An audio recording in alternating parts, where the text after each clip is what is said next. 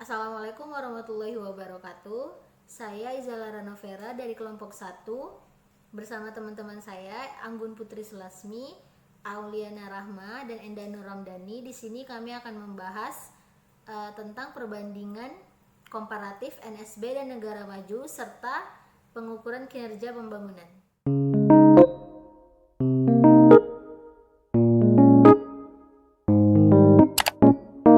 Yang pertama, struktur ekonomi. Perkembangan ekonomi dapat diukur dari perubahan sektor yang menyumbang kontribusi terbesar dalam pendapatan nasional. Contohnya pergeseran sektor pertanian menjadi sektor industri.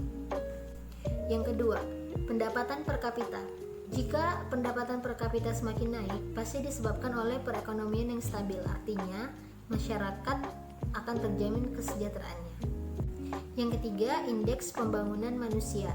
Indeks pembangunan manusia yang menjelaskan bagaimana penduduk dapat mengakses hasil pembangunan dalam memperoleh pendapatan, kesehatan, pendidikan, dan sebagainya. Yang keempat, urbanisasi. Alasan urbanisasi menjadi salah satu indikator keberhasilan pembangunan ekonomi adalah karena sesuatu yang sederhana dapat disimpulkan. Contohnya seperti orang-orang di pedesaan berpindah ke kota karena orang-orang di pedesaan tersebut berpikir bahwa perkotaan menjamin kemakmuran. Contohnya itu seperti perkotaan banyak menyediakan lapangan pekerjaan.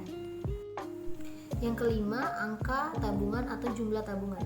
Alasan jumlah tabungan menjadi indikator keberhasilan pembangunan ekonomi adalah untuk membuat perbedaan dari perubahan dalam struktur ekonomi, di mana tabungan ini merupakan modal dalam suatu ekonomi. Maka, semakin banyak angka tabungan dalam mengubah struktur ekonomi, dapat disimpulkan bahwa negara tersebut sedang tumbuh.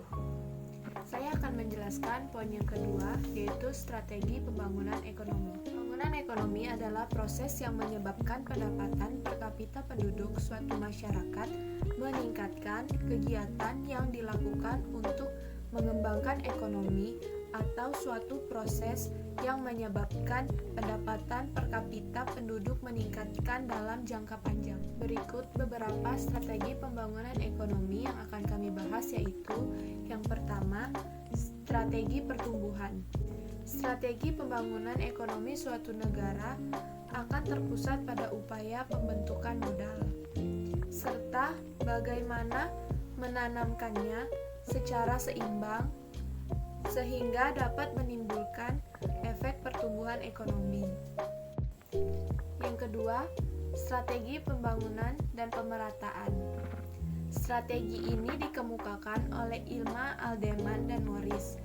Yang menonjol pada pertumbuhan pemerataan ini adalah ditekankannya peningkatan pembangunan melalui teknik social engineering.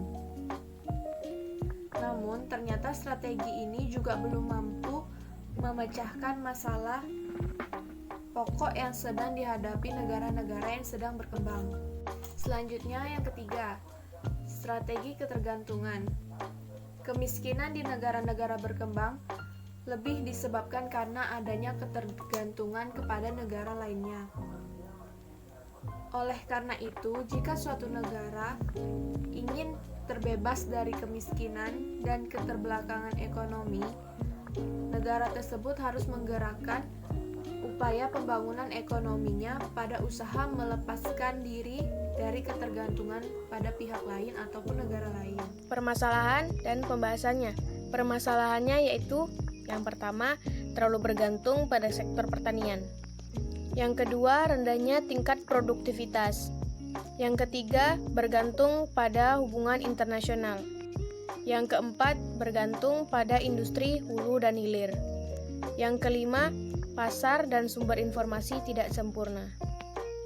Yang keenam, tingkat pengangguran yang tinggi.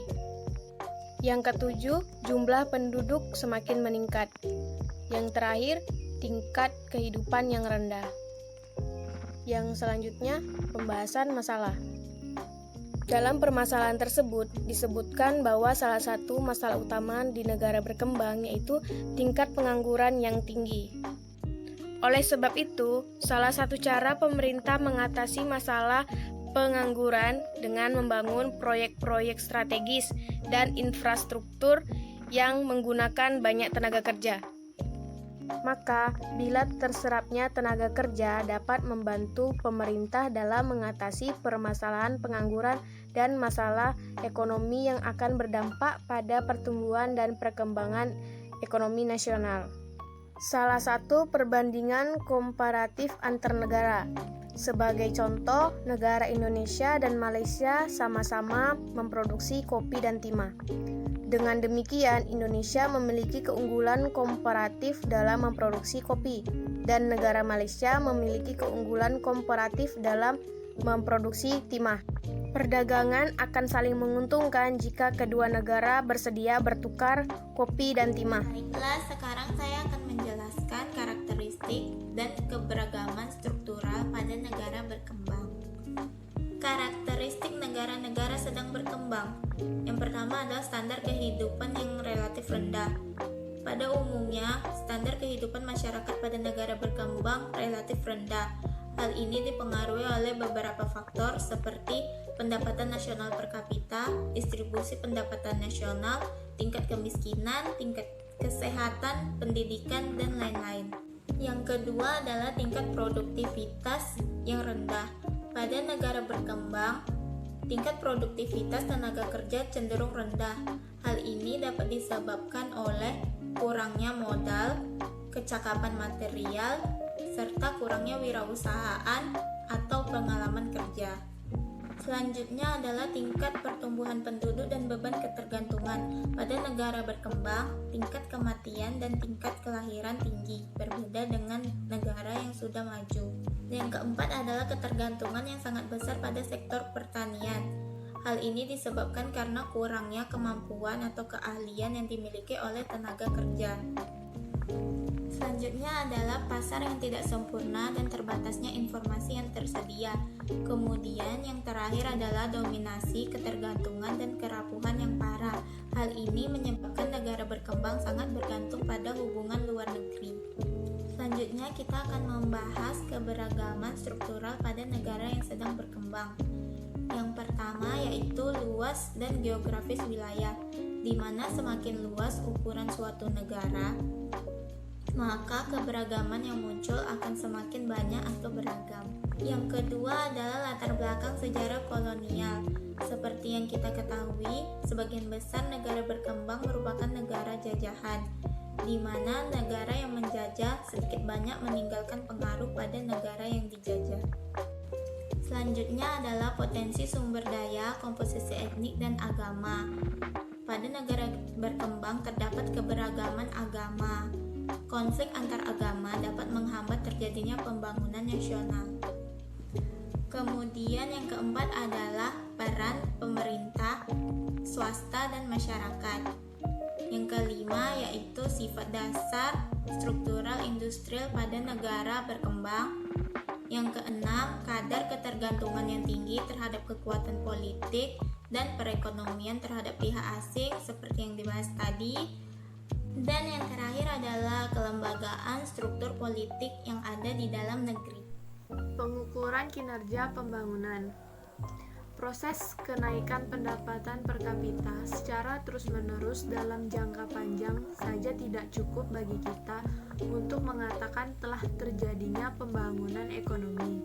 Tetapi, perbaikan struktur sosial, sistem kelembagaan, atau baik organisasi maupun aturan main, dan perubahan sikap dan perilaku masyarakat juga merupakan komponen penting dari pembangunan ekonomi. Hal ini memerlukan suatu indikator untuk mengukur tingkat kemajuan pembangunan ekonomi suatu negara tersebut. Manfaat utama dari indikator tersebut adalah agar dapat digunakan untuk memperbandingkan tingkat kemajuan pembangunan atau tingkat kesejahteraan masyarakat antar wilayah atau negara dan mengetahui corak pembangunan setiap negara atau suatu wilayah.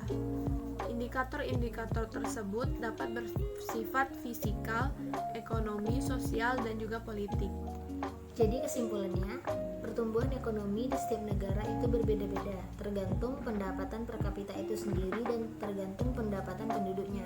Semakin tinggi pendapatan penduduknya, maka semakin tinggi pula pertumbuhan ekonomi di negara tersebut. Begitu juga sebaliknya. Terdapat banyak faktor pendorong dan penghambat. Demi mewujudkan pembangunan ekonomi, pemerintah harus membuat kebijakan yang menguntungkan negaranya dan penduduknya juga ikut terlibat dalam meningkatkan pendapatan per kapita negaranya. Baiklah, itu saja hasil diskusi kelompok kami. Apabila ada yang salah, kami minta maaf. Sekian, Assalamualaikum warahmatullahi wabarakatuh.